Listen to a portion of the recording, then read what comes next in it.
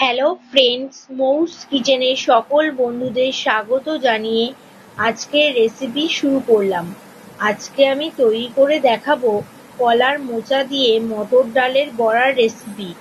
এই রেসিপিটি করার জন্য আমি নিয়ে নিয়েছি একটি মাঝারি মাপের মোচা, পরিমাণ মতো মটর ডাল, দুটি মাঝারি মাপের আলু, আর নিয়ে নিয়েছি ছোট চামচের হাফ চামচ গোটা জিরে, একটা বা দুটি শুকনো লঙ্কা, তেজপাতা, পরিমাণ মতো নুন, হলুদ, সামান্য চিনি, কুকমি ঝাল লঙ্কার গুঁড়ো ও কুকমি জিরের গুঁড়ো, পরিমাণ মতো সর্ষের তেল, আদা বাটা।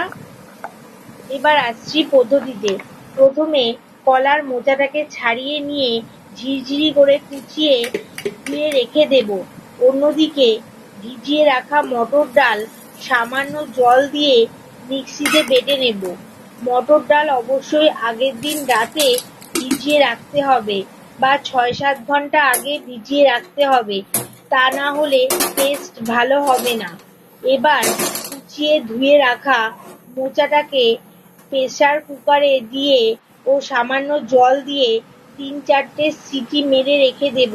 প্রেসার কুকার ঠান্ডা হলে প্রেসার কুকারের ঢাকনা খুলে মোচার জল ঝরিয়ে রেখে দেব। জল ঝরিয়ে রাখার পর মোচার মধ্যে নর্মাল জল দিয়ে আবারও জল ঝরিয়ে রেখে দেব। এবার বেটে রাখা ডালের মধ্যে সেদ্ধ করে রাখা জল ঝরিয়ে রাখা মোচার জল চিপে নিয়ে ডালের মধ্যে দিয়ে ওর মধ্যে স্বাদ মতো লবণ, হলুদ দিয়ে দেব ও সামান্য হিং দিয়ে মেখে নেব। এরপর কড়াই বসিয়ে কড়াই গরম হলে কড়াইতে পরিমাণ মতো সর্ষের তেল দিয়ে দেব। তেল ভালো করে গরম হলে আগে থেকে মেখে রাখা মটর ডাল ও মোচা দিয়ে বড়ার আকারে করে তেলের মধ্যে আস্তে করে ছেড়ে দেব। এইভাবে বড়াগুলি এপিঠ ও ওপিঠ করে মিডিয়াম ফ্লেমে লাল লাল করে ভেজে নেব, উল্টে পাল্টে। বড়া ভাজা হয়ে গেলে ওই তেলের মধ্যে আরও একটু তেল দিয়ে তেল গরম হলে তেলের মধ্যে গোটা জিরে ও শুকনো লঙ্কা, তেজপাতা ফোড়ন দিয়ে ফোড়নটাকে একটু ভেজে নিয়ে ডুমু ডুমু করে কেটে রাখা আলু দিয়ে আলুর মধ্যে স্বাদ মতো হলুদ ও লবণ দিয়ে লাল লাল করে ভেজে নিয়ে আলুর মধ্যে জিরে বাটা, আদা বাটা, লঙ্কা বাটা দিয়ে ওর মধ্যে রঙের জন্য সামান্য পরিমাণ চিনি দিয়ে নেড়ে নিয়ে ভালো করে কষিয়ে নেব। ভালো করে যখন কষানো হয়ে যাবে, অর্থাৎ যখন মশলা থেকে তেল ছাড়বে, তখন পরিমাণ মতো জল দিয়ে দেব। ঝোল ফুটে গেলে, আলু সেদ্ধ হয়ে গেলে ভেজে রাখা বড়াগুলি দিয়ে একটু নেড়ে চেড়ে নামিয়ে নিলেই তৈরি মোচা দিয়ে মটর ডালের বড়া রেসিপি।